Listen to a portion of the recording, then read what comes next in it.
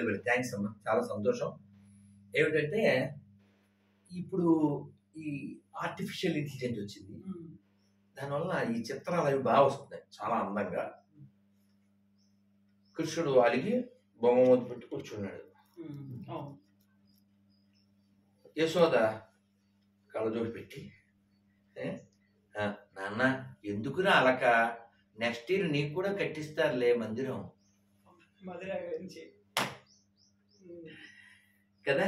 కానీ యాక్చువల్గా వాడు ఔరంగజేబు వాడు ఆ విగ్రహాన్ని మెట్లలో వేసి చేశాడు. ఇప్పటికి అదే మెంటాలిటీతో ఉంది పరిస్థితి చేతంతా. నేను బాధపడే విషయం ఏంటంటే ప్రపంచంలో నా రెడ్డింగ్ చేయి తీసానా ప్లీజ్, లేదు బయటికి వెళ్ళిపోయిన పర్లేదు. ప్రపంచంలో ఎక్కడ పాడుబడిన మసీదు ఉండదు, ఎక్కడ పాడుబడిన చర్చ్ ఉండదు, ఎక్కడ మసీద్ నుంచి చర్చ్ నుంచి డబ్బులు రావు. కానీ మన దేశం ఎంత గొప్పదో, డబ్బులేమో గుళ్ళోంచి ఎత్తుపోతారు, బంగారం గుళ్ళోంచి ఎత్తుపోతారు, ఆలయాలు దేవాలయాలు మింగేస్తారు, కొత్త చర్చ్ నిర్మాణానికి నియోజకవర్గానికి కోటిస్తుంటారు, పాడైన గుళ్ళు ఇక్కడే ఉంటాయి, హిందువులు మెజారిటీగా ఉంటారు, అన్ని మతాలు సమానం అంటారు. ఎంత ప్రమాదం అసలు. ఎవరు? నువ్వు మీన్స్ అన్నీ ఒకటే అనేటువంటి దగుల్బాజీ ప్లాస్టిక్ హిందూస్ అనాలి. ప్లాస్టిక్ ఫ్రూట్స్ ఎప్పుడన్నా చూసారా? మొన్న నేను ఎక్కడ హైదరాబాద్లో స్వీకార ఉపకారాన్ని ఉంది కదా, జూబ్లీహిల్స్ పై, నిజంగా అక్కడ ప్లేట్లో చిన్న చిన్న కాయలు ఉన్నాయి, చేత్తు తీస్తే ప్లాస్టిక్ వే, జస్ట్ అపీర్ లైక్ ఒరిజినల్, చేత్తు దిట్టిగా తెల్ల అది ప్లాస్టిక్ కాయ. అలాంటి ప్లాస్టిక్ కాయ లాంటి కాయలు ఈ బొద్దుగోలు అన్నీ ఒకటని చెప్తూ ఇంత నాశనం అయిపోయిన తర్వాత, ఇంత నాశనం అవుతున్న తర్వాత మీకు తెలుసా చాలా మంది హిందువుల మగపిల్లలకి పెళ్ళిళ్ళు అవ్వట్లే, పిల్లలు దొరకట్లే. మరి వీడికి ఒక్క పిల్ల దొరకట్లే, వాడికి నలుగురు 5 ఎలా దొరుకుతున్నారు? మన పిల్లని ఎత్తుపోయి మరీ చేసుకుంటాడు, తర్వాత ఫ్రిడ్జ్లోనో సూట్ కేసులోనో పంపిస్తాడు పాల్సి, అది వేరే కదా. నువ్వు ఇంకే అన్నాళ్ళు ఈ భ్రమలో బతుకుతావు, అది పాయింట్ ఇక్కడ. Okay next. ఇప్పుడు మనం రాముడి గురించి మాట్లాడుకుంటున్నట్టు అసలు రాముడు చరిత్ర కాదు అనే మాట, అదో కిటి పురాణం అనే మాట కూడా ఉంది. అసలు ఎందుకని కట్టాల్సిన అవసరం ఉంది అనే మాట ఉంది. ఇప్పుడు మనకు కావాల్సింది బళ్ళు తప్ప గుడులు కాదు అనేది. అదే నేను చెప్పేది అదే. ఎవడైతే ఇది వాగాడో in the name of secular కుక్క, సరే కుక్కలు హట్ అవుతాయి, ప్రతిసారి వాటిని హట్ చేయలేకపోతున్నాను, కానీ ఇంకో ప్రత్యామ్నాయ పదం దొరకట్లేదు. నక్కలను కూడా అంటాను ఇష్టం లేదు, అవి కూడా అడవిలోనే ఎవరినన్నా ఇబ్బంది పెడతాయేమో తప్ప పబ్లిక్ని కాదు. వీడు స్వతంత్రం వచ్చినప్పటి నుంచి దాదాపు 70 ఏళ్ళ నుంచి ఎవరో యాత్రకి వెళ్తే ప్రజల సొమ్ము ఎందుకు ఎత్తున్నారో దాంతో బళ్ళు కట్టచ్చు అన్నాడా ఒక్క బాడుకో అంటే మీనింగ్ తెలీదు. తర్వాత మళ్ళీ గూగుల్లో చూసి చెప్పు, మా డబ్బులతో మేము గుడి కడితే నీ సలహా ఏమిట్రా చవట, ఎవడంటే వాడికి కదా. హాజ్ యాత్ర ప్రజల సొమ్ము, జెరూసలేం యాత్ర ప్రజల సొమ్ము, ఇంకా నేరుగా చెప్తే మా గుళ్ళో సొమ్ము. పాత బస్తీలో ట్యాక్స్ కరెంటు బిల్లు వసూలు చేయలేని చవట్లు కూడా మాట్లాడమే కదా. అప్పుడు ఎందుకు మాట్లాడరా నువ్వు? మీకు జోక్ చెప్పాలి మళ్ళీ. Waterless Holi, crackerless Diwali, idolless Vinayaka Chavithi, DJless Navaratri, Hindus less Hindustan, ఇది వీళ్ళ ప్లాన్. ఈ ఉపన్యాసాలు ఓన్లీ మనకే సుమా, ఎవిడెన్సులు ఇవన్నీ మన రాముడి గురించే. మరి ఎడారి మతాలకు ఏమన్నా ఎవిడెన్స్ ఉందా? 1 or 2కి వాళ్ళు చెప్పే దేవుళ్ళకి ఏమన్నా ఎవిడెన్స్ ఉందా? రాముడికి సంబంధించినటువంటి ఏ చరిత్ర ఉంది అని బోలెడుంది, ఎక్కడ లేదు. ఎక్కడ బట్టినా రాముడి చరిత్ర ఉంది. Not only in India, include Indonesia, include other Mauritius, so many places, not 1, 2, so many. ఇంతెందుకు భద్రాచలం చరిత్ర కాదా? గోల్కొండ చరిత్ర కాదా? ఇలా రాముడు లేని ఒంటిమెట్ట చరిత్ర కాదా? ఇవే చరిత్ర అయినప్పుడు అయోధ్య ఎందుకు చరిత్ర కాలేదు? పోనీ పోనీ కాసేపు ఈ ఈ కమ్యూనిస్ట్ అంటారో, పేటిఎం బ్యాచ్ అంటారో, సెక్యులర్ అంటారో, లేకపోతే ఎడారి మతాలు అంటారో, ఏ పేరైనా పెట్టండి. పోనీ వీళ్ళనే చెప్పండి. అయోధ్య రాముడికి సంబంధం లేకపోతే ఎవరికి సంబంధం? పోనీ చెప్పండి. మీకు ఒక సిమిలర్ కోసం చెప్తున్నా. నిన్న ఒక కామెడీ పీసు, అతని పేరు విజయ్ కుమార్, ఓ పాస్టర్, మనవాడే, మనకు పుట్టిన వాళ్ళే, ఏం బయట వాళ్ళకి ఏం పుట్టలే, కాబట్టి వాళ్ళ అమ్మ నాయన పేరు అడగండి, ఎవరన్నా చెప్తారు. అయితే అతను మనం భారతదేశం ఏ మతానికి సంబంధం లేనిది అని చెప్పేస్తున్నాడు. నాకు అర్థం కాదు. ఒక నది పేరు చెప్పండి అమ్మా, మీరే ఒక నది పేరు చెప్పండి. ఈ ఊళ్ళో ఉంది, విజయవాడలో కృష్ణ, ఓకే, ఇంకోటి నది గంగా, ఇంకోటి కదా. మీరు ఏ నది పేరు చెప్పండి. ఈ నదుల పేర్లన్నీ హిందూ పురాణాల్లోనే ఉంటాయి, హిందూ గ్రంథాల్లోనే ఉంటాయి. మహాభారతంలో గంగ గురించి ఉంది, భాగవతంలో గంగ గురించి ఉంది, రామాయణంలో గంగ గురించి ఉంది కదా. ఈ దొంగల గురించి ఎందుకు ఉంటుందండి కదా. ఇది హిందూ దేశం. ఇది include so called Muslims and Christians also Hindus. నువ్వేడు చెప్పడానికి. పోనీ నీకు డౌట్ వస్తే డిఎన్ఏ టెస్ట్ చెయ్యి. నాది, అస్దుద్దీన్ది, ఇమానియల్ది, ముగ్గురిది ఒకే డిఎన్ఏ ఉంటుంది. ఎందుకని చెప్పనా? James father Jackson, high Jackson father Jaipal, Jaipal father Jairam, grand father ఒక్కడే, గతమంతా మనదొక్కటే. పోని నువ్వు పాటలు పాడేస్తున్నావు రాధమాధవ్ దాస్ అంటారేమో. ఈ నా మాటలు కాదు. ఫారూక్ అబ్దుల్లా తెలుసా? ఎవరతను? Jammu Kashmir ex CM. గులాం నబీ ఆజాద్ తెలుసా? అతను కూడా ఎక్స్ సీఎం. ఇద్దరు చెప్పారు. ముఫ్తీ మొహమ్మద్ మెహబూబా, ఆవిడ కూడా ఎక్స్ సీఎం ఆఫ్ కాశ్మీర్. ముగ్గురు చెప్పారు. ముగ్గురులో ఒకరో ఇద్దరు శివుడికి అభిషేకం కూడా చేసి, మా పూర్వీకులంతా హిందువులే, అప్పుడు మెడ మీద కత్తి పెడితే మేము మారాము, మా మూలం ఇదే, ఇస్లాం రాకముందే కాశ్మీర్ ఉంది, శంకరాచార్యుల వారి పీఠం ఉంది. ఇంకా వాళ్ళు చెప్పిన నువ్వు వినవా? చెప్పండి. నెక్స్ట్. కరసేవకుడిగా రాధా మనోహర్ దాస్ ఇప్పటిదాకా ఒక కరడు కట్టిన హిందుత్వవాది లేకుంటే జాతీయవాది ఇవన్నీ అనుకున్నప్పుడు కరసేవకుడిగా కూడా 92లో వెళ్ళొచ్చారు. అప్పుడు జరిగినటువంటి సంఘటనలు, సో చాలా మందిని అద్భుతం. అయితే మమ్మల్ని ఎక్కడో ఒక స్కూల్లో ఎక్కడో పెట్టారు, ఇటాల్సీలో దింపేశారు. మేము ఏదో రైలు ఎక్కాం, ఐ థింక్ 92 జీటీ ఎక్స్ప్రెస్. మమ్మల్ని అక్కడ ఇటాల్సీలో దింపేశారు. ఏవో మొన్నటో రొట్టెలు ఏవో ఉంటే బిస్కెట్లు వాటితో అల్లా సరిపెట్టి తర్వాత మళ్ళీ ఇంకో దాంట్లో తీసుకెళ్లారు. మొత్తానికి ఫైనల్లీ మేము దాదాపు డిసెంబర్ 6, 92 అంటే నవంబర్ 28 ఎప్పుడో ఒక ప్రెస్ మీట్ పెట్టి పబ్లిక్లో జై శ్రీరామ్ అని చెప్పుకుంటూ మేమంతా రైలు ఎక్కాం, వెళ్ళాం. అదే అక్కడ దింపారు ఇటాల్సీలో. అక్కడి నుంచి మళ్ళీ ఇంకో రైల్లో. మొత్తానికి మంచి చలికాలం కదా డిసెంబర్. అద్భుతం అండి, అది అంతా తలుచుకుంటేనే ఆనందం. అక్కడ మాకు టెంట్లో వేసారు, కింద గడ్డి ఏవో పరుపులు ఏవో వేసారు. మాకు అన్ని పూరీలు చపాతీలు ఇవే. ఇచ్చిన వాళ్ళలో కొందరు ముస్లిమ్స్ కూడా ఉన్నారు. నాకు బాగా గుర్తు. వాళ్ళు ఏవో పచ్చడి పెట్టేవారు, ఊరగాయ లేకపోతే బఠానీ కూర పెట్టేవారు, బెల్లం మొక్కలు కూడా పెట్టేవారు. అలా 1 వీక్ అలా మేము చిన్నవాళ్ళం కాస్త అలా సరదాగా తిరుగుతూ చూస్తూ, అప్పుడు సెల్ఫీలు సెల్లు ఏం లేవు కదా, మాట్లాడుకుంటూ భజన చేసుకుంటూ అలా గడిచింది. ఆ చుట్టుపక్కల అవి చూస్తూ డిసెంబర్ 6 అలాగే సభ జరుగుతుంది. లక్షల మంది ఉన్నారు, మేము కూడా ఉన్నాం. తర్వాత హఠాత్తుగా జై శ్రీరామ్ నినాదం పెద్దగా పెరిగింది. కరసేవకులు ఆ బానిస కట్టడం దాన్ని చూసి వారు ఇప్పుడు అది రాముడి యొక్క జన్మస్థలం. అక్కడ అది ఉండడం భావ్యం కాదని భావించారు.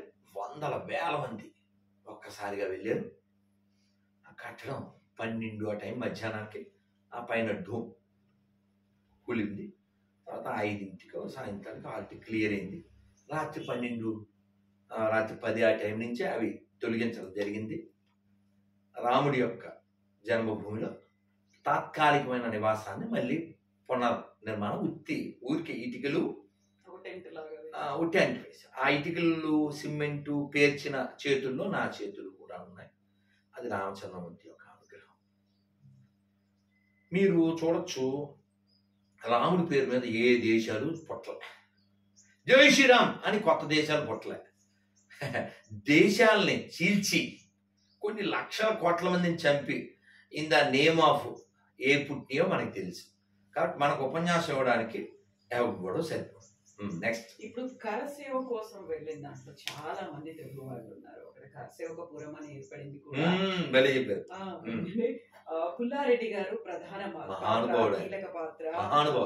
ఆ కరసేవకపురానికి సంబంధించినటువంటి స్థలాన్ని కూడా కొని అక్కడ ఇచ్చింది. ఆ అయోధ్య కోసం వెళ్ళిన బాబ్రీ మసీదును కూర్చడానికి వెళ్ళిన వాళ్ళు కూడా చాలా మంది ఆ కరసేవకపురం నుంచి వెళ్ళారు. అక్కడే షెల్టర్ తీసుకున్నారు అనేది ఇప్పుడు కూడా మేము 3-4 ఏళ్ల క్రితం వెళ్ళాం.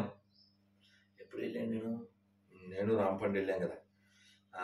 ఈ అర్ధకుంభమేళ జరిగింది 2019. మేము అక్కడే స్టే చేసాం కరసేవకపురం. ఇప్పుడు కీలకమైనటువంటి నిర్ణయాలు కావచ్చు అవన్నీ కూడా అక్కడే కరసేవకపురంలోనే జరుగుతూ ఉంటాయి. అక్కడ ఆ మెమరీస్ పుల్లారెడ్డి గారు తీసుకున్నటువంటి స్థలం గురించి కావచ్చు. పుల్లారెడ్డి గారి గొప్పతనం చెప్పాలంటే అది అన్లిమిటెడ్. అది గ్రేట్ పర్సనాలిటీ. ఆయన నేను 2 సార్లు కలిశాను. ఆయన చెప్పారు నాతో. అంటే మేము అప్పుడు అయోధ్య విషయం మాట్లాడలేదు. అప్పుడు తిరుమల విషయంలో 2005-2008 మొత్తానికి ఆ టైంలో 2007 తిరుమల తిరుపతి దేవస్థానంలో గొర్రెలు ఉన్నాయి. ఎక్కడ పడితే అక్కడ గొర్రెలు మీన్స్ సోకాల్డ్ క్రిస్టియన్స్ వీళ్ళు అక్కడ పాడు చేస్తున్నారు అని చెప్పి దాని మీద ఉద్యమం జరిగింది.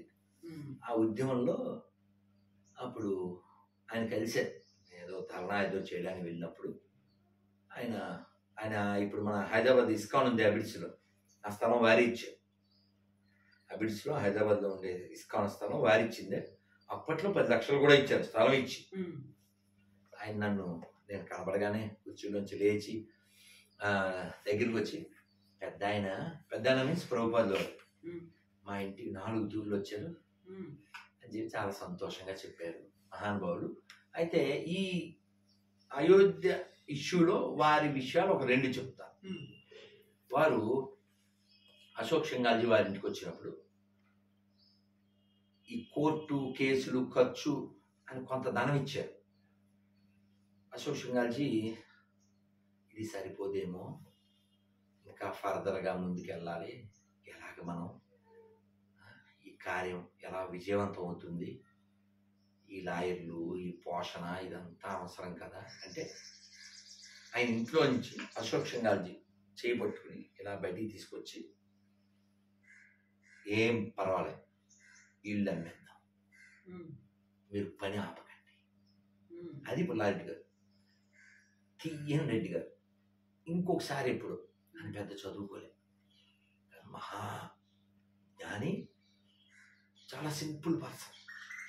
వారి గురించి రాఘవులు గారు చెప్పారు, వాళ్ళ ఇంట్లో మంచి హైఫై నేల ఉండదంట, అది సింపుల్ నేల. జీతం పనులతో పాటు వాళ్ళ అబ్బాయికి కూడా ఇస్తారట ఆయన ఉన్నప్పుడు. అల్లుడు కూడా మాకు జీతాలు ఏంటి, పని చేస్తున్నారు తీసుకో అసలు. అయితే ఆయన వాళ్ళ ఇంటి స్త్రీలు కూడా పెద్ద పెద్ద సొమ్ములు దిగేసుకోవాలంట, సింపుల్గా ఉంటారు. అలాగే వారు ఫ్లైట్ ఢిల్లీ నుంచి హైదరాబాద్ రావాలి, ఆయన ఎక్కడంతో రైట్ ఎక్కడమే 300 మంది ఉన్నట్టున్నారు రైట్లో. అందరికీ అయోధ్య ఇష్యూ అందరికి ఒక్కొక్కరి పెట్టుకెళ్ళి ముఖ్యించేశారు. అంటే నిరంతరం ధర్మం కోసం అదొకటి. ఇంకోటి విన్నాను, ప్రతి నెల లేదా ప్రతి సంవత్సరం విశ్వ హిందూ పరిషత్తు ఈ కార్యక్రమాలు చేయడానికి 5 లక్షలు ఎంతో పంపించేవారు. ఇలా తన ధనాన్ని, తన శరీరాన్ని ఆయన ధర్మం కోసం, దైవం కోసం వినియోగించాడు. ఓ చోట చదివాను నేను, మన కోటి విహెచ్పి ఆఫీస్లో, దేశానికి ధర్మానికి వినియోగపడని ధనం, దేహం ఎంతుంటే ఏమిటి. అది కాబట్టి అయోధ్యలో మెమరీస్ అన్లిమిటెడ్ అమ్మా. అయోధ్యలో మెమరీస్ అన్లిమిటెడ్. అయితే ఈ కరసేవ జరగడానికి ముందు కూడా ఒకటి చెప్తాను. అంటే 89, 90, 91 ఈ సమయాల్లో, తర్వాత కాలంలో కూడా 92 తర్వాత కూడా జరిగినాయి కొన్ని రామ రథయాత్ర కావచ్చు, రామ జ్యోతి కావచ్చు, రామశిల యాత్ర కావచ్చు. ఇవన్నీ డిఫరెంట్, ఒక్కొక్కటి ఒకటి. మేము కొన్నిటిలో ఉన్నాం, రామజ్యోతిలో ఉన్నాం, రామశిలా యాత్రలో ఉన్నాం, రామ రథయాత్రలో ఉన్నాం. ఇలా చాలా జరిగింది. మాకు 90లో ఓ పాట పాడించారు, మా బాగా గుర్తు. అంటే ఇప్పటికి 33 ఏళ్ల క్రితం. పల్లె పల్లె కదిలే శ్రీరామ రామ రామ, విల్లు చేత బూనే జయ రామ రామ రామ, విధర్మీయ విద్రోహుల కూల్చగ ధర్మ యజ్ఞ సంరక్షణ చేయగా. ఎప్పుడుదండి ఇది? 33 ఏళ్ల క్రితం. ఈ మాటలు మీకు అర్థమైపోయినాయిగా. విధర్మీయ విద్రోహుల కూల్చగా ధర్మయజ్ఞ సంరక్షణ చేయగా కదా. కాబట్టి రాముడు ఉన్నాడు, దానికి రుజువు రామసేతు. ఓకే, రామసేతు ఈ built by Rama, whether you believe it or not కదా. ఇప్పుడు నువ్వు ఒక క్రిస్టియన్ని సమాధిలోంచి అతను లేచాడు అని నన్ను ఎవరో చెప్పాడు. నేనన్నాను, ఇది ఖాళీ కుర్చీ, ఇందులో ఒక ఖాళీ కుర్చీ చూపించి, ఇది ఖాళీ కుర్చీ, ఇప్పుడే జస్ట్ ప్రభాస్ వచ్చేళ్ళాడు అని దాని మీద కొన్ని పూలు శాలువ పెట్టి చెప్తే నువ్వు నమ్మాలి. నువ్వు చెప్పేది అలా ఉంది, ఖాళీ సమాధి ఉంది కాబట్టి అతను వచ్చాడు, అందులోంచి లేచాడు అంటే మేము నమ్మడం అలాగ ఉంటుంది అన్నా. కానీ ఇలా నేను మాట్లాడినట్టు నువ్వు అలా మాట్లాడవుగా వాళ్ళ విషయంలో. అది వాళ్ళ బిలీఫ్ అంటాడు వీడు. వాళ్ళ బిలీఫ్లు ఉంటాయా, మాకుండవా కదా. సో రాధా మనోహర్ దాస్ జీ, మీరు ఒక రామ సంకీర్తన, రామనామ జపం ఏదైనా ఒక పాట. బోల్డ్ ఎందుకులేమ్మా. అన్నమయ్య చెప్తారు, రాముడు ఎవరు, క్వాలిటీస్ ఏంటి అంటే, సీతాదేవి పాలి చింతామణి ఈతడు దాసుల పాలి ఇహ పరదైవము, రామచంద్రుడితడు రఘువీరుడు, కామిత ఫలములియ కలిగనే ఇందరికి, రామచంద్రుడితడు రఘువీరుడు, గౌతము భార్య పాలిటి కామధేను వితడు, గాతల కౌశికు పాలి కల్పవృక్షము, గౌతము భార్య పాలిటి కామధేను వితడు, గాతల కౌశికు పాలి కల్పవృక్షము, శరణన్న వారి పాలి కన్నులెదుట మూరితి, శరణన్న వారి పాలి కన్నులెదుట మూరితి, వెలయ శ్రీ వెంకటాద్రి విభుడీతడు, శరణన్న వారి పాలి కన్నులెదుట మూరితి, వెలయ శ్రీ వెంకటాద్రి విభుడీతడు, రామచంద్రుడితడు రఘువీరుడు. భవ్య దివ్య మందిర నిర్మాణమైంది. బాలరాముడిని అందులో ప్రాణప్రతిష్ఠ చేయబోతుంది. రాముడు పుట్టిన నేల, రాముడు తిరిగిన నేల, రాముడు అక్కడికి మళ్ళీ వస్తున్నాడు. ఆల్మోస్ట్ 500 ఏళ్ల పాటు నిరీక్షణ, 100 ఏళ్ల పాటు పోరాటాలు, కోర్టు కేసులు, ఉద్యమాలు, అవమానాలు, బలిదానాలు. ఇప్పుడు బాలరాముడిని అక్కడ చూస్తున్నప్పుడు ఎలా అనిపిస్తుంది? అద్భుతం కదా. అందులోనూ నిర్మాణము, దాని వాస్తు, దాని శైలి, దాని మీద పెట్టిన ఎఫర్ట్స్, ఇవన్నీ చాలా వ్యాలిడ్. నువ్వు ఒక చిన్న ఇల్లు కట్టలేవు, చిన్న ఇల్లు కట్టలేవు నువ్వు. అటువంటిది ఏదో జరిగిపోతుంది అని అనుకున్నది ఏమీ జరగకుండా ప్రశాంతంగా ఎంత ఆలయం వస్తుంది. ఎవరో ముల్లా గారు ఒక ఆయన అనౌన్స్మెంట్ చేశారు, 22 22 जनवरी को सब मस्जिद में రామ్ నామ్ జపుకోరు అన్నది. ఎందుకంటే ఏం చెప్పాలి? ఎందుకంటే ఏం చెప్పాలి కదా, రాముడు అందరి వాడండి. రాముడు ఇప్పుడు ఎడారి మత విదేశీ మత గ్రంథాల్లో ఒక ప్రాంతం పేరు చెప్పి ఆ ప్రాంతానికి నేను సంబంధించిన వాళ్ళనే అంటుంటారు వాళ్ళు. కానీ రాముడు చాలా స్పష్టంగా రామాయణంలో సర్వభూతేభ్యో చెప్పాడు. నేను అందరికి అభయం సర్వభూతేభ్యో, అందరికీ I have come here to protect all. అంతకంటే ఏం కావాలమ్మా? అది కదా దైవం అంటే. అందుకే మళ్ళీ అన్నమయ్య చెప్తారుగా, దేవదేవం భజే దివ్య ప్రభావం రావణాసుర వైరి రణపుంగవం రామం దేవదేవం భజే దివ్య ప్రభావం. మనం రాముడి గురించి మాట్లాడుకున్నప్పుడు హనుమంతుడి గురించి కూడా బాగా బాగా కదా. సో సినిమాల గురించి కూడా మాట్లాడుకోవాలి. ఇప్పుడు గతంలో ఆది పురుష్ అనే సినిమా వచ్చింది రాముడి మీద, ఇప్పుడు హనుమాన్ అనే మూవీ వచ్చింది ఆంజనేయుడి మీద. రెండు చూసారా? దాని గురించి ఉన్నటువంటి ఫీడ్బ్యాక్. హనుమాన్కి వెళ్ళాలి, ఇవాళ రేపు వెళ్తాం బహుశా. సో మా టికెట్లు నిన్న దొరకలేదు, నిన్న ప్లాన్ చేశాం. అయితే ఓం రౌత్ పైత్యం ద్వారా వచ్చింది ఆది పురుషు. నేను అది ఆది పురుషు కాదు, సోది పురుషు ఆల్రెడీ అనౌన్స్. ఓకే, ఆల్రెడీ ఈ ప్రూవెన్ ఆల్సో. రావణాసురుడు, గబ్బిలాలు, వీడి గబ్బు, వీడి పైత్యం అంతా. ఇప్పుడు నాకు మీ ఇంటి విషయాలు ఎలా తెలుస్తాను? మిమ్మల్ని అడిగితే తెలుస్తాయి. అడిగి తెలుసుకుని ఏదో పేరు చెప్పారు, ఆ పేరుతో దాన్ని మనం దానికి తగ్గట్టు ఉండాలి. మన పైత్యం అందులో ఎంటర్ చేసేసి రావణాసుడు పిశాచాలకి మాంసం తినిపించడం వీడి ఒకటి కాదు. అయితే ఈ హనుమాన్ మూవీ తీసిన వాళ్ళు కొత్త వాళ్ళు, చిన్నవాళ్ళు. ఆ మాటకు వస్తే ఓం రౌత్ లాగో ప్రభాస్ లాగో చాలా వెల్ సెటిల్డ్, వెల్ నోన్ కాదు అసలు. కానీ వాళ్ళు విత్ ఆమన్ రిఫరెన్స్ ఒక ఏమంటారు భయభక్తులతో తీశారు. ఈ ప్రశాంత్ వర్మ అనే ఈ డైరెక్టర్, నేను చిన్నప్పుడు సరస్వతి శిశు మందిర్లో చదువుకున్నాను. నాకు ఈ రామాయణ భాగవతాలు చెప్పారు. అప్పటి నుంచి నాకు దీని మీద ఒక ఆలోచన ఉంది. అలా సంస్కారవంతంగా పెరిగి సంస్కారవంతంగా తీయాలి.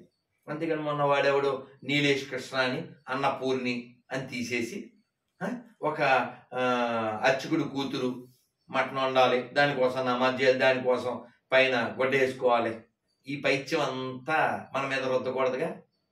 సో కాబట్టి హనుమాన్ మూవీ చూసి వచ్చిన వాడు ఎవరో ఒక అతను కామెంట్ పబ్లిక్లో చెప్పాడు, ఓం రౌత్ ఇతను చూసి సిగ్గు తెచ్చుకోవాలి అని చెప్పి.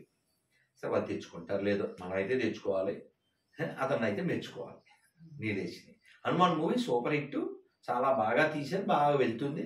ఆ పిల్లలు వాళ్ళు ఎవరైతే డైరెక్టర్ ఉన్నారో ప్రశాంత్ వర్మ, ఆ పిల్లవాడు సజ్జా తేజ, వీళ్ళు చేసిన కృషి, వాళ్ళ టీము అందరికీ రాములు వారు అనుగ్రహం. ఇంకో మంచి పని, వాళ్ళు చిన్నోళ్ళు అయితే పెద్ద హృదయం ఉంది. ఇందులో తెగే ప్రతి టికెట్లు 5 రూపాయలు ఇస్తాం రాములు వారి ఆలయానికి, 14 లక్షలన్నర వెంటనే చెక్కు కూడా ఇచ్చేసారు వాళ్ళు. అలా కదా ఉండాలి. We appreciate definitely. Radha Manohar Das Prabhuji సినిమాలు చూస్తారు, ఆవేశం, కోపము, ఆగ్రహము వస్తే అగ్రెసివ్ గా కూడా మాట్లాడతారు, ఎదుటి వాళ్ళని తిట్టేస్తారు, ఇవన్నీ ఉన్నాయి కదా. మామూలుగా మీరు ఒక దీక్ష తీసుకున్నారు అనుకుంటే చాలా ఎంత సాత్విక ఆహారం తింటారో అంత సాత్వికంగా మాట్లాడతారు, ఎదురి వాడిని నొప్పించరు, అరే ఒరే అనే మాట కూడా రాదు. బట్ మీరెందుకు అంత అగ్రెసివ్ గా మాట్లాడతారు? సరే, మీరు అడిగిన దానికి ఇంకోలా చెప్తా. ఇప్పుడు ఈ రూమ్ లో మనం ఫ్యాన్ వేయలేదు, ఏమొస్తుంది? ఒక్క ఉక్కపోత వస్తుంది కదా. ఉమ్, ఇక్కడ వచ్చేది ఒక్క. పిచ్చి వేషాలు వచ్చినప్పుడు, పిచ్చి వేషాలు వేసినప్పుడు వచ్చేది తిక్క. అందుకని నా రియాక్షన్ పక్క. ఎందుకు ఇలా చెప్పానంటే, ఉమ్, నేను రైల్లో ఉన్నప్పుడు ఎవరో వచ్చి, సార్ ఒక సెల్ఫీ, సరే సార్ మా అబ్బాయిని తీసుకొస్తాను, సరే వెళ్ళాను. ఏదో పక్క భోగి ఇతను వచ్చే లోపల ఇంకా జనం చుట్టూ ఉన్నారు, వాళ్ళతో మాట్లాడుతున్నా. ఇతను ఆ పక్కన వాళ్ళతో అంటాడు, ఈయన బాబు వాళ్ళనే కదండి బాబు, మన వాళ్ళని కూడా ఏం స్పేర్ చేయడు ఉమ్, అన్నాడు. ఉమ్, చెట్లు కుక్కలను తిట్టేది ఎవరిని? మన వాళ్ళనేగా. ఇంకో మతంలో ఎవరుండవు, బొద్దుగాళ్ళు మన వాళ్ళనే కదా, ప్లాస్టిక్ హిందువులు మన వాళ్ళనే కదా. ఉమ్, ఈతను నుండి ఈయన మన వాళ్ళని కూడా ఏం స్పేర్ చేయడండి అన్నాడు. అంటే నేను ఎలా రా అన్న, వేలు ఎలాగే అన్న. ఇప్పుడు ఈ వేలు ప్లగ్లో పెట్టావు అనుకో ఏమవుతుందన్న, ఏమొస్తుంది? షాక్ కొడుతుంది. షాకు. నువ్వు పెడితే షాక్ అవుతుంది, నేను పెడితే మీకేనా అంతే కదండి. నువ్వు పెడితే షాకు, నేను పెడితే కేకు రాదు. ఎవరు పెట్టినా కేకలే వస్తాయి. ఉమ్, కాబట్టి ఎవరిది దోషం ఉన్నా దాన్ని సమానంగా ఖండిస్తాం, అందులో ఏ డౌట్ లేదు. మరి మెత్తగా ఉండొచ్చు కదండి ఉమ్, కదా. మీకు వచ్చిన అదే కదా, అవును కదా. మెత్తగా ఉండొచ్చు. అంటే మేకు కేకులో దించడానికి చుట్టక్కర్లే, కానీ మేకు గోడలో దించాలంటే కదా. మన వాళ్ళు కేకుల్లో లేరు, తిరగేసి ఇంకో పదం వాడాల్సి వస్తుంది. అందుకని అంతే. ఆ, అయితే పోనీ తీగా చెప్తే అర్థమైతే పోనీ చెప్పచ్చు. అలాగే ఇంకో విషయం, నాకు యాక్షన్ చేయలేను, ఉమ్, యాక్షన్ చేయలేను. ఉన్నది ఉన్నట్టు. ఇప్పుడు వీడిని తిట్టాలనుకోండి, వీడినే తిడతా. వీడు వెళ్ళిపోయాక వాడి దగ్గర వీడి గురించి చెప్పను. ఉమ్, ఎవరిది వాళ్ళకే, ఎవరిది వాళ్ళకి. ఇప్పుడు వాడికి చాలాసార్లు మెత్తగా చెప్తాం, తప్పనప్పుడు ఒక అమ్మా బాబు నాన్న విను అని చక్కగా చెప్తాం. ఎప్పటికి ఎన్నిసార్లు? కొన్నిసార్లు. ఉమ్, కానీ పృథ్వీరాజులాగా ఉమ్, ఉండకూడదు. ఉమ్, 17 సార్లు దండయాత్ర చేసింది ఎవరు? ఎవరండి? ఎవడు? పృథ్వీ. చింగీస్ ఖాన్. నీ పేరే పృథ్వీరాజు కదా. అంటే ఈ పృథ్వీరాజులో ఉండొచ్చు అతనిలాగా. గోరిగాడేనా 17 సార్లు క్షమించింది ఎవరు? 17 సార్లు వాడు వస్తే 17 సార్లు వాడిని శాస్త్రం ఏం చెప్పింది? రుణశేషం, శత్రుశేషం, అగ్నిశేషం ఉండకూడదు కదా. వాడు 17 సార్లు వెళ్ళిపోయాడు, ఈయన వదిలేస్తే. వాడికి ఒక్కసారి ఈయన దొరికాడు, కళ్ళు పీకేశాడు, ఈయన భార్యని సర్వనాశనం చేసేసాడు. అక్కడ పుష్కర్, దాని పేరు రాజస్థాన్ అజ్మీర్లో దర్గా ఉంటుంది. ఆ దర్గా అంటే తెలుసుగా, ఓ శవాన్ని పడుకోబెట్టిందని దర్గా అంటారు, తెలుసా తెలుదా? పీనుగ అండి, పీనుగా. అదే పీర్ల పండగ. పీనుగ అంటే ఎండిపోయి పడుకోబెట్టిన శవం. ఒకటి నిలబెట్టింది, ఒకటి పడుకోబెట్టింది, అంతే. మనకెందుకు శవాలు? అయితే విషయం ఏంటంటే, ఈ చిస్తి అని ఏదో అంటారు, ఏదైతే శవం అందులో ఉందో అతనే ఈ రాణి సంయుక్తాదేవిని సర్వనాశం చేసి, మానభంగం చేసి అలా చాలా మందితో చేయించిన అంత గొప్పోడికి మన ఎదవలు వెళ్ళి చక్కగా చెద్దర్లే కట్టి. కాబట్టి అసలు మన దేశానికి ఇస్లాంతో ప్రమాదం లేదు, క్రైస్తవంతో ప్రమాదం లేదు, నీతోనే ప్రమాదం. నీతో మీన్స్ సెక్యులర్ డాగ్. మీరు చెప్పండి. సో మెల్లిగా చెప్తే వినరు అనేలా మీలో ఉన్నటువంటి ఒక సున్నితత్వం అంటారు, లేకపోతే మీరు తీసుకునేటువంటి శాకాహారమే తీసుకుంటారు, దాంట్లో పండ్లే. ఇప్పుడు పండ్లే తిన్నా. అగ్రెసివ్నెస్ అనేది అందులో ఎక్కడా కనిపించదు. మనం తినేది ఒక భోజనం, అది కూడా సత్వగుణ భోజనం. ఇది నాది అగ్రెసివ్నెస్ కాదు, ఆవేదన, నాది బాధ. అయ్యో, ఇప్పుడు ఎవరో రోడ్డు మీద పడిపోయారండి, నెమ్మదిగా లేపకూడదు, తక్కువ వెళ్ళి చేయిస్తాం. ఎందుకని? రియాక్ట్ అవుతే ఈ లెవెల్లో లారీ వచ్చుకుంటుంది. వాడిని కావలిస్తే తోసేయాలి. ఎందుకని? అడిగి దెబ్బ తగలచ్చు, చచ్చిపోడు. నేను చేసేది అది. ప్రాణం పోదు. దెబ్బ తగిలిన వల్ల ప్రాణం పోకూడదు, అందుకోసం. యూజువల్ గా ఒక దీక్ష తీసుకున్న వాళ్ళు నేను నటించను, చెప్పేశాను ముందే, నేను నాలాగే ఉంటా. మొన్న ఏదో పాట పాడాం, ఆ పాటకి షూట్ చేయాలి ఆ గ్రీన్ మ్యాట్ మీద. ఏదో చేయించారు నాతో, ఇలాగా. నేను వాళ్ళతో చెప్పాను, మనదంతా ఈ యాక్షన్ బ్యాచ్ కానే కాదు, ఏదో తప్పక అలా అన్నాం అనుకోండి. సో అన్నమయ్య కూడా తిట్టాడు, 600 ఏళ్ళు అయింది. శంకరాచార్యులు తిట్టారు, 2000 సంవత్సరాల పైన అయింది. ఏమని? నటనల బ్రహ్మయ్యకు నా మనస నటించు హరియే కలవాడు, నటనల బ్రహ్మయ్యకు నా మనస డోంట్ యాక్ట్ టూ స్మార్ట్. ఎప్పుడు 600 సంవత్సరాల కింద చెప్పాడు. ఇంకా ఆపరా బాబు నీ నటన అని, నువ్వు ఉన్నది ఉన్నట్టు గ్రహించు, ఈ ప్రపంచం తాత్కాలికము. ఎన్నిసార్లు చెప్పాలి? చేతులు కడుక్కుని భోజనం చేయాలి. ఎన్నిసార్లు చెప్పాలి? వయసు 15 ఏళ్ళు వచ్చింది, ఇంకా చెప్పాలా? ఓ పీకాలో వద్దా అమ్మ? పీకుద్దా లేదా? పీకపోతే వాడికి అర్థం కాదు కదా. అంతే, నేను కూడా అంతే. చేతులు శుభ్రంగా కడుక్కుని తినండి అని చెప్పినట్లుగా కళ్ళు కడుక్కుని చరిత్ర చూడండి, జరిగింది చూడండి, జరగబోయేది చూడండి. అంతే. మెత్తగా కూడా చెప్తాం. ఇప్పుడు ఇక్కడ ముత్యాలంపాడని ఉంది విజయవాడలో, 21 రోజులు రామాయణం చెప్పాం. హార్డ్లీ 100 మంది వస్తే గొప్ప. రామాయణం చెప్పినట్టు ఇలాగా మన చెప్పి ఏముండదు కదండి. మెత్తగా తీయగా చెప్పాం. ఎంతమంది చూశారు ఆ వీడియోలు? గట్టిగా 21 రోజుల్లో రోజు 2 గంటల వీడియో, 2 గంటల ఉపన్యాసం, 100ల మీదే చూశారు. అంటే తీగా చెప్తే నువ్వు వెంటలేదు, అది విషయం. వెంటలేదు నువ్వు. అయితే ఇప్పుడు మీరు ఒక మాట అన్నారు, జరగబోయేది కూడా. ఇప్పుడు అయోధ్య అయిపోయింది, కాశీ మధుర బాకీ అనేది వినిపిస్తుంది. మీరు ఇప్పుడు ఇంకొక మాట కూడా చెప్పారు, కృష్ణుడి గురించి కూడా చెప్పారు. కాబట్టి నెక్స్ట్ నేనేమనుకుంటున్నానంటే కాశీది అయిపోతుంది. ఎందుకంటే కాశీ ఆల్రెడీ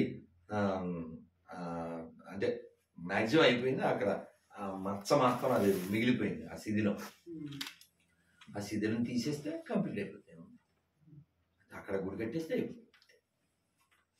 అయితే రామ మందిర నిర్మాణానికి సంబంధించి అంతా ఎలక్షన్స్ స్టంట్ గా జరుగుతోంది. బీజేపీ హైజాక్ చేస్తుంది. ప్రతిసారి ఎన్నికలకు ముందు అనేది బీజేపీ ఏదో ఒక నినాదాన్ని తీసుకొస్తుంది. రాముడిని ప్రతిసారి ఎన్నికలకు చేయమండి. ఇప్పుడు ఇలా మాట్లాడే వాళ్ళని మేం కడతాం రేపు కాశీ, మేం కడతాం రేపు మధుర అని చెప్పండి. వాళ్ళకి మనం మొక్కుతాం. మనకి ఏ పార్టీ ముఖ్యం కాదు, మాకు ధర్మమే ముఖ్యం. మొక్కడం కాదు, ఓట్లేయడం కూడా అందువల్లే అవుతుందా అనేది కాదండి. మీకు అర్థం కావట్లేదు. ఇప్పుడు గుళ్ళు కూలగొట్టేవాడా, గుళ్ళో డబ్బులు ఎత్తుకెళ్ళేవాడా, గుళ్ళు కట్టేవాడా అని అడగండి ఒక హిందువుని. ఎవరికి ఓటేస్తే వాడు హిందువు అవుతాడు చెప్పండి? గుళ్ళు కట్టేవాడికే, గుళ్ళు కూలగొట్టేవాడికి కాదుగా కదా. ఇప్పుడు కాంగ్రెస్ పార్టీ ఉంది, అతని పేరేంటి, జోకర్ ఉంటాడు, ఏం పేరు, పప్పు రాహుల్ విన్సీ కదా అతని పేరు, రాహుల్ విన్సీ అతని పేరు. ఈ రాహుల్ విన్సీ ఉన్నాడు, అతను స్పష్టంగా ఉన్నాడు. ఏ విషయంలో? మేము మా పార్టీ ఈ దేశానికి ధర్మానికి వ్యతిరేకం. ఓపెన్ చాలాసార్లు ఓపెన్ అయ్యాడు అతను. ఓపెన్గా ఉన్నారు వాళ్ళు. నువ్వు కదా డ్రామాలు ఆపాల్సింది. వాళ్ళు క్లియర్గా ఉన్నారు కదా. ఇప్పుడు క్రేజీ వాళ్ళని పిలిస్తే వస్తాడా? అతను చెప్పాడు నేను క్రిస్టియన్ అని చెప్పాడు. పేరేంటి? అరవింద్. హనుమాన్ చాలీసా పారాయణాల్లో పాల్గొంటున్నారు ఎవరు? అరవింద్ కేజ్రీవాల్. మొన్నటి నుంచి మరి గుడ్ న్యూస్ తెలియదే, పర్లేదే. 16వ తారీఖు నుంచి కార్యక్రమాలు అనేది అయోధ్యకు సంబంధించి జరుగుతుంది. ఏంటి గుడ్ న్యూస్ ఇది? హనుమాన్ ఏంటి ఎంత మార్పు? ఆయన పార్టిసిపేట్ చేస్తున్నారు. అయ్యో ఇది గుడ్ న్యూసే, తెలీదమ్మా. బలే ఓకే, అరవింద్లో మార్పు వచ్చింది. ఓకే, సో రావుడు ఏమైనా చేస్తాడు. Very good. అందరు మనోళ్ళే. ఇక ప్రాబ్లం ఏంటంటే వీళ్ళు వాస్తవాన్ని వదిలేసి తాత్కాలికమైన దానికోసం వాతావరణం పాడు చేస్తున్నారు. ఉదాహరణకి ఢిల్లీ ఉందమ్మా. ఢిల్లీ పేరేంటి? అసలు పేరు అంటే ఏంటమ్మా? మీనింగ్ ఏంటి తెలుసా? తెలీదా? హస్తి అంటే ఏనుగు. చాలా ఏనుగులు ఉండేయంట అక్కడ. ఏనుగును పోషించడం అంటే ఎంత బలిసి ఉండాలి అతను, అండ్ ఆ రాజ్యం ఎంత స్ట్రెంత్ ఉండాలి, ఎంత ధనం ఉండాలి, ఎంత సంపద ఉండాలి. అది హస్తినాపురం.